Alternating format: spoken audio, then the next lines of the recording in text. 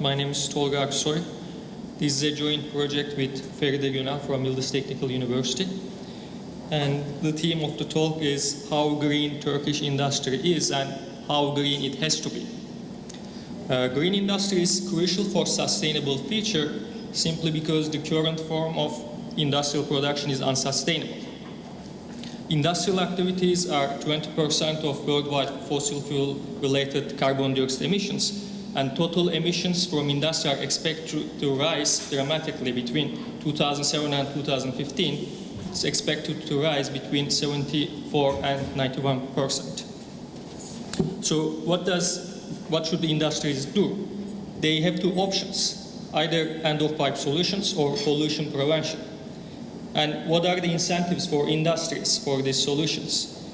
There are push factors such as regulations and directives that industries has to follow. And there are also pull factors such as reputation, competitiveness, and ethical reasons.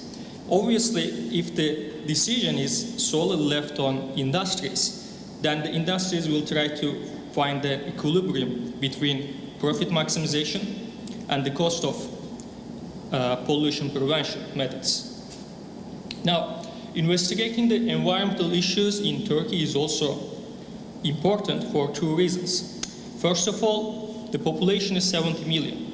GDP per capita is $8,483 by 2012, and the average growth rate of GDP per capita between 1990 and 2012 is 2.75%. So basically the population is large. The growth rate should be increased continuously in order to increase the well-being of people. Second, Turkey is on the road of European Union, and in order to be a full member of European Union, Turkey has to adapt the EU environmental acquis. So in this presentation, we would like to give an overview of how environmental regulations could affect Turkish industries. Let's first define the concept of cleaner production. Cleaner production is the continuous application of an integrated environmental strategy to processes, products, services to increase efficiency and reduce risks to humans and environment. There are different kinds of definitions, but if we summarize them all, this model is interested in the entire life cycle of a product, which includes source reduction, design for the environment, and waste minimization, green use, and green end-of-life management. If we look at this figure, we can summarize the clean production. Basically, clean production tries to avoid pollution. If it's not possible, it tries to reduce or control pollution. And how does it work? For instance, clean production methods avoid using non-renewable or toxic materials. So if necessary, the material should be substituted. All resources should be used efficiently in order to decrease the consumption of water, electricity, etc. And if necessary, processes should change and also recycling is very important for clean production techniques. And also what is important for this clean production techniques is that these techniques are not detrimental for firms because these techniques substantially reduce the cost of production. So in addition to the environmental gains, by applying these cleaner production techniques, firms, companies can increase the competitiveness, productivity, and reputation by improving the environmental situation and the workplace quality. And what about Turkey? If we evaluate Turkey in terms of environmental situation, Turkey is ranked at the 66th place among 178 countries according to Yale University's Environmental Performance Index. And in terms of carbon dioxide emissions data, Turkey is ranked at the 119th place among 214 countries. Per capita energy intensity of Turkey is 3.2, which is close to EU 28 average, but much lower than the world average. There are 3 important reports by TÜBİTAK, which is the Turkish Council of Science and Technology, TTGV, the Foundation of Technology and Development, and the Ministry of Environment and Urbanization. There are 3 very important results based on these reports. First, there are almost no awareness and sufficient consciousness on clean air production. So these reports clearly state that many managers in firms are not aware of the difference between end-of-pipe solutions and clean air production techniques. And for this reason, the managers in these firms cannot compare the costs of these different techniques, so they cannot make any cost and benefit analysis to compare these techniques. This is the most important problem. And second, there is an incentive mechanism problem. Neither the government nor the private sector can provide enough funds to provide incentives to support clean production. There are some private banks which provide some credits, but these credits are very limited. And also, they are also not aware of these techniques. These concepts are different, such as sustainable banking or other things. And third, there are some attempts to establish private clean air production centers. There is one established by Bosphorus University in Istanbul, for instance, but at national level, there is no clean air production center. That's the third problem. And if we consider the current environmental law in Turkey, some articles of the current environmental law indirectly mentions clean air production, but all in all, it's based on polluter pays principle, which represents end-of-pipe approach. Another problem is that, according to the estimates of Köse and his co-authors in 2007, in order to meet all legal environmental requirements, Turkey needs to invest approximately 60 billion euros. And as European Commission report in 2014 states, the real challenge, the main challenge, remains to conciliate the economic growth and environmental concerns. In Turkey, manufacturing industry is very important. In 1960, the share of manufacturing industry in value added was 16.9%. By 2013, it's 15.3%.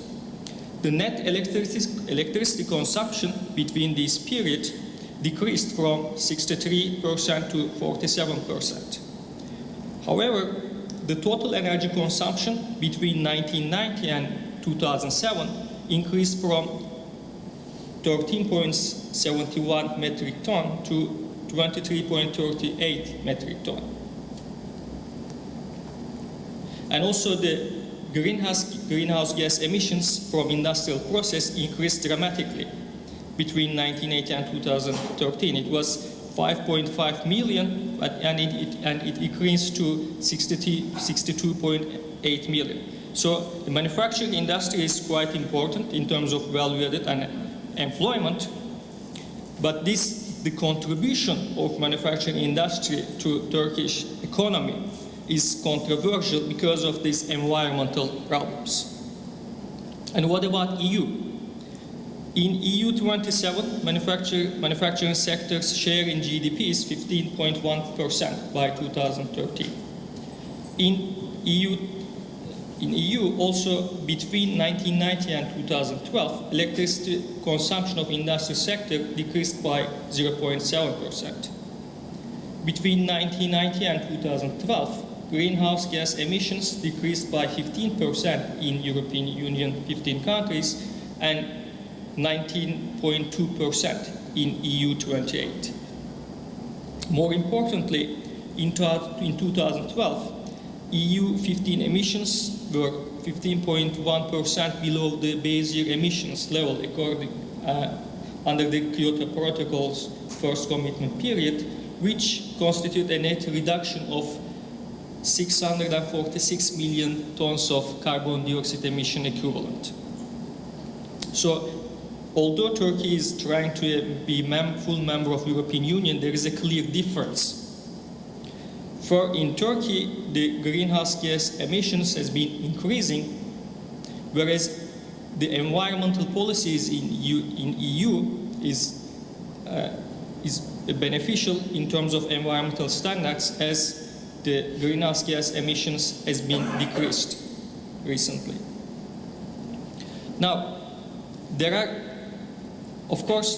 different definitions in terms of industries. There are some industries which are more dirty in terms of production techniques, consumptions of resources. So one important industry is textile industry. Textile industry is very important for Turkey. It has the third biggest share in value added after automobile and food and beverages sector. It constitutes 8.08% of total value added in Turkish manufacturing value added.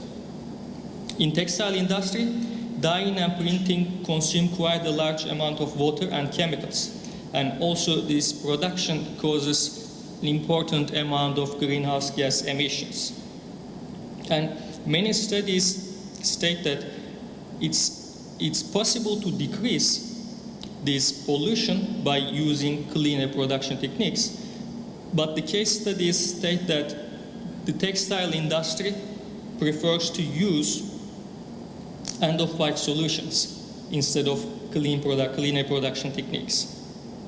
Another important dirty industry is cement industry. Cement consumption in Turkey is quite high compared to Europe and world average due to the high population in Turkey. However, cement industry is different. The manufacturer invested environmental devices such as electrostatic dust collector filters, and they have upgraded these systems regularly. In addition, they are in contact with Ministry of Environment and Urbanization, and the cement factories have received an incineration of license from the ministry. So there is a lot of things to do, but there are some differences between different industries in Turkey. So to conclude, sustainable production has been a hot debate in the last 2 decades in all over the world, and for the reasons that I stated before, this debate is also very important for Turkey.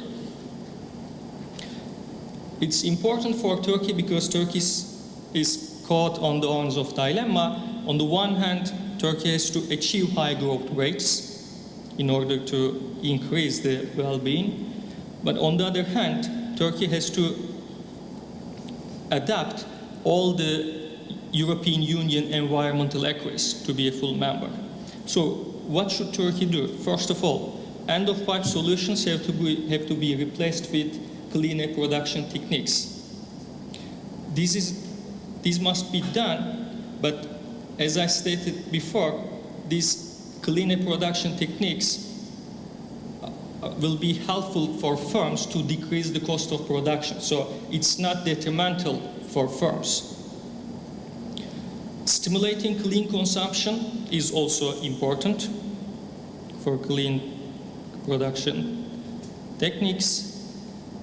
But as I stated, the reports suggest that the managers in firms are not aware of these different techniques. So Turkey really needs some joint projects with European Union in order to increase the institutional quality, and also maybe provide some training programs.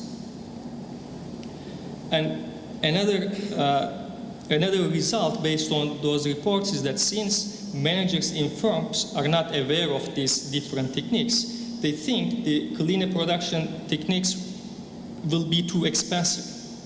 So if some funds are directed to implementation of these new techniques, it will be much easier for firms to accept these technologies. And this brings me to the end of the presentation. Thank you very much.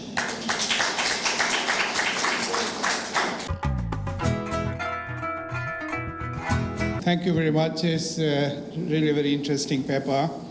And Perhaps you would know that G20 summit is going to be here this year, end of this year.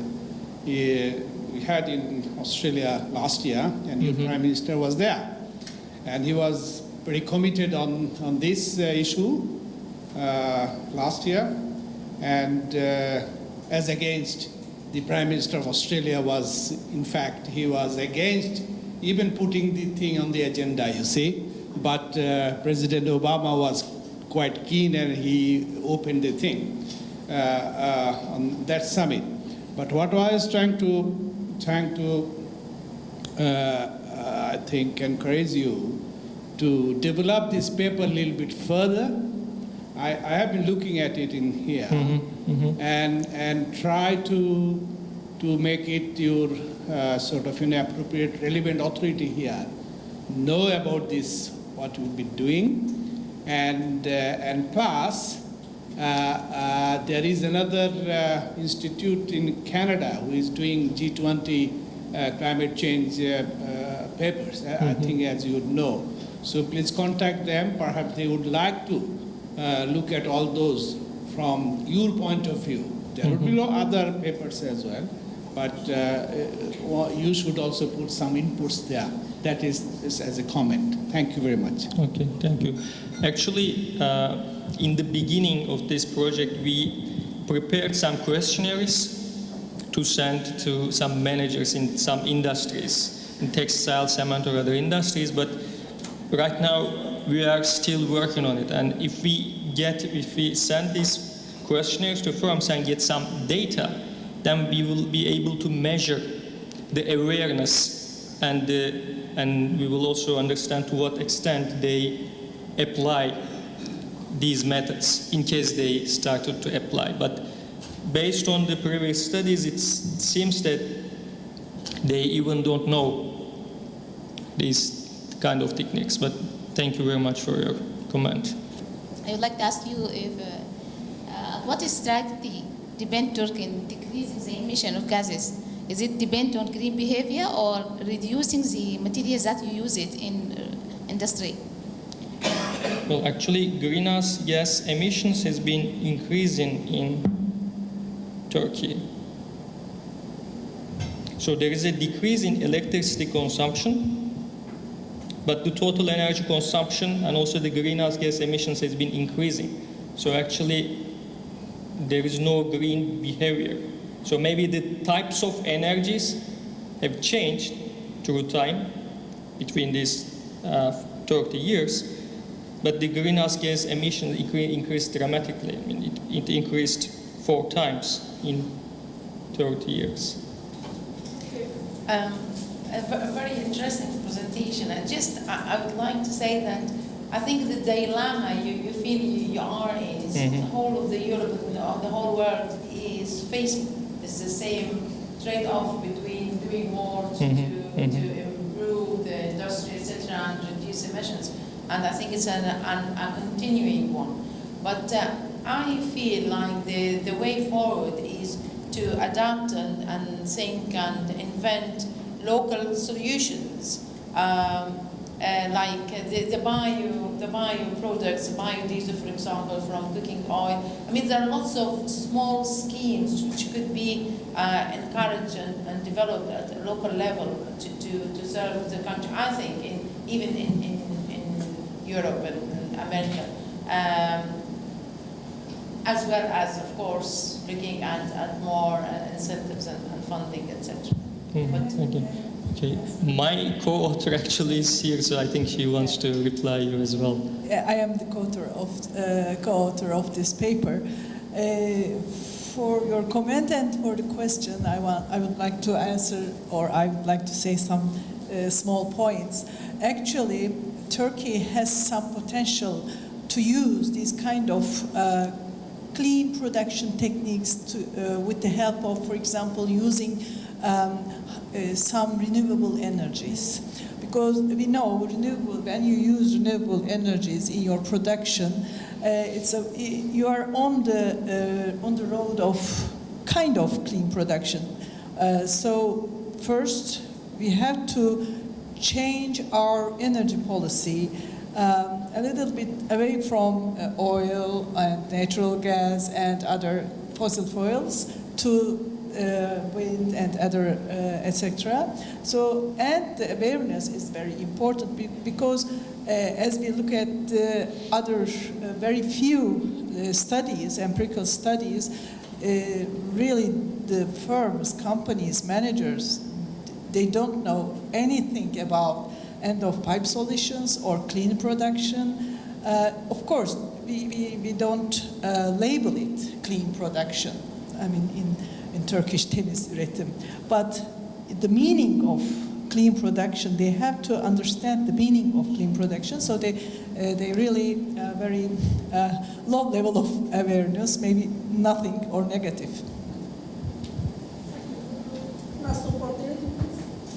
She seems to be always giving the last question. Okay. This is really interesting, but it's a very complex issue, and I think the way you're going about might not necessarily result in the useful benefits of the study, because questionnaire is not the way you find out what's happening in organizations, and the owners and the managers are different, and there's a lot of problems of responding in Turkey to questionnaires. So I think the important thing is to understand what the government policies are, and how those policies have been informed, and what the origins of the government policy is in legislation.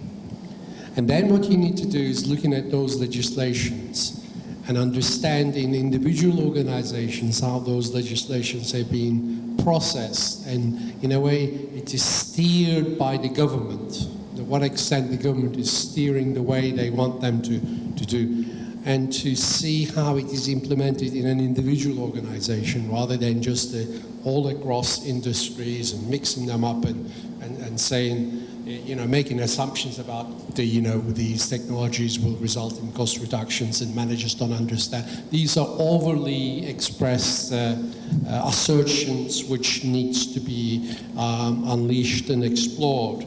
So I would suggest that you understand the particular legislation, find out how it is being developed in the governments, and how this is being processed through each particular organization, and what are the difficulties of interpreting this legislation or implementation, and that will yield in quite a useful understanding of the barriers of implementing government policies. Rather than just trying to sort of looking at macro level economic analysis and then sending some questionnaires will not result in any useful study, I think. So the approach needs to change. And it might be that you might find more participation if you contact a firm who's willing to share some successful implementations, and we can learn from those case studies. These are not things that's going to be sorted out. I mean, the same problem is in all over the world. Firms want to reduce their costs, make more profit. Governments are trying to steer them, but you need to look at each individual case and explore it as a case study. Thank you. Thank you, Dr. Tolga, for showing the relationship between the serial growth and the serial